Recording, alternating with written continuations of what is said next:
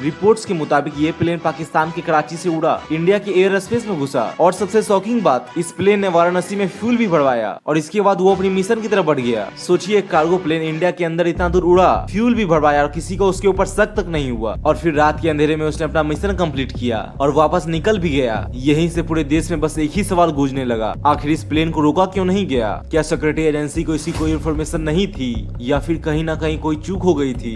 Investigation अब और भी गहरी होती जा रही थी और इसी इन्वेस्टिगेशन एजेंसियों के एक ऐसे इंसान तक पहुंचाया जिसका नाम आज भी प्रोलिया आर्म्स ड्रॉप के केस में सबसे ज्यादा आता है, किम डेवी। आखिर ये किम डेवी कौन था और उसका इस ऑपरेशन से क्या कनेक्शन था? किम डेवी एक डेनिश सिटीजन है जो पहली नजर में किसी इंटरनेशनल क्रिमिनल जैसा बिल्कुल नहीं लगता। वो कई सालों से इंडिया आता जाता रहता था। वेस्ट बंगाल के कुछ इलाकों में उसकी अच्छी खासी पहचान, लेकिन प्रोलिया आर्म्स ड्रॉप के बाद वही आदमी इस मिस्ट्री का सबसे बड़ा नाम बन गया। एजेंसियों का मानना था कि एक सोची साजी प्लानिंग थी, ये बिना किसी प्लान का मुमकिन ही नहीं था। धीरे धीरे डॉक्यूमेंट्स, एविडेंस और स्टेटमेंट जोड़ने के बाद एजेंसियों का कहना था कि किम डेवी का अहम रोल था, लेकिन कहानी यहीं पे उलझ जाती है। किम डेवी ने बाद में बहुत सारे इंटरव्यूज दिए और उसने अपने ऊपर लगा सभी आरोपों को खारिज कर दिया। उसका कहना था कि इसमें मेरा कोई हाथ नहीं है। उसने अपनी तरफ से बहुत सारे अलग अलग कहानी बनाई जिसमें उसका कहना था कि ये वेपन किसी टेररिस्ट के लिए नहीं थे, लेकिन इंडियन एजेंसी ने उसके बात को नहीं माना। इसी बीच इन्वेस्टिगेशन में एक और नाम सामने आया। पीटर ब्लिच एक ब्रिटेन आर्म्स डीलर था। उस पर आरोप लगे कि उसने वेपन को अरेंज किया और ऑपरेशन को भी एग्जीक्यूट करने में उसकी सबसे बड़ी भूमिका थी।